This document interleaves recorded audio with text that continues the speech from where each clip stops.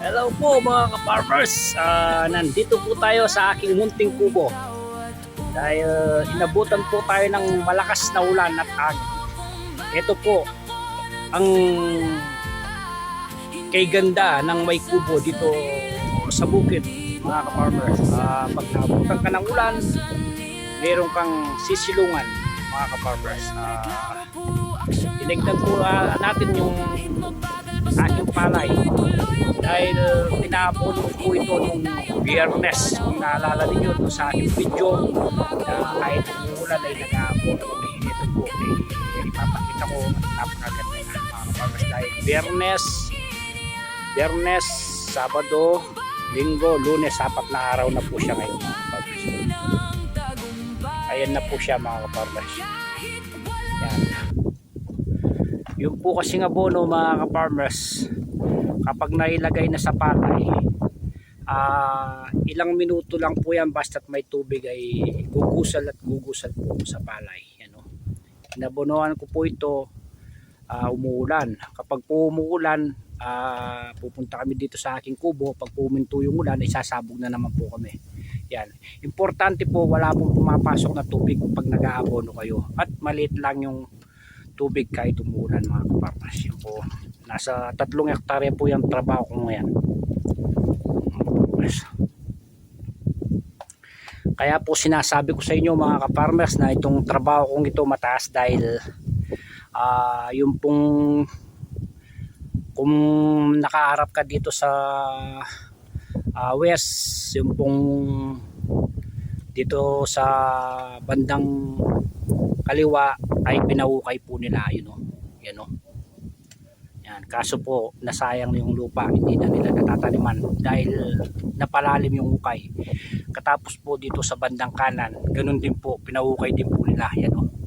Hindi rin po nila natataniman, nasayang din po yung lupa mga kaparmers. Kaya yung sa akin ang mataas dito. Ang ano ko naman po dito ay kagad po ako nakakapagtanim ng mais na puti, lalo na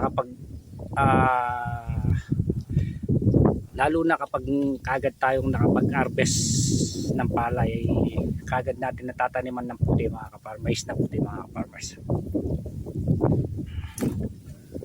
Yan. Dito muna po tayo dahil may parating na naman na ulan na lakas.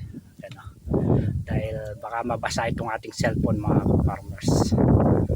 Ang ginamit ko po palang pataba rito ay Viking at linagyan ko po ng triple 14, pinagalo ko po dahil gusto ko po kasi yung maliliit ay umabol dito sa malalaki. Ang target ko po kasi dito, gusto ko ay bago mag-lay ay pantay-pantay yung palay para maganda po siya tignan mga kapatid.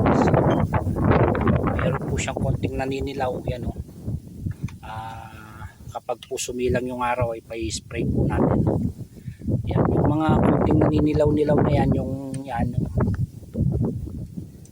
kung makikita nyo no, yan, hindi po makita sa camera pero meron po siyang konting natutuyo, yan po ay mga damo yan, no? Mga damo po yung naninilaw na natutuyong yan.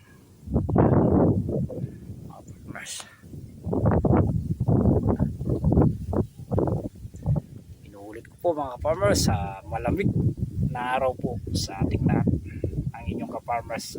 Ito kahit umuulan dahil nakapagsarap na tayo ng butas doon, ang lalaki po ng butas, naka-5 po tayo, kaso meron pa hindi po kaya ng buwangin, kailangan sako.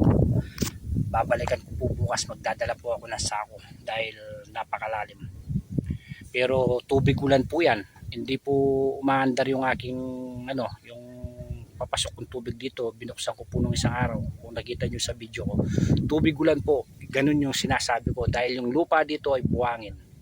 Kapag na butasan ng maliit na kamaro, lalaki at lalaki po yan, kaya kailangan araw-araw ay nandito ka, tinitignan mo dahil kapag hindi mo ginawa yun, matatanggalan ng tubig ang palay mga ka-farmers. Yun lang po mga ka-farmers, ang inyong ka-farmers na nagsasabing I'm proud magsasaka. Mag-ingat po tayo palagi mga ka-farmers, lalo na sa mga mabababang lugar na lubog po sa baha. Ingat po. and God bless you.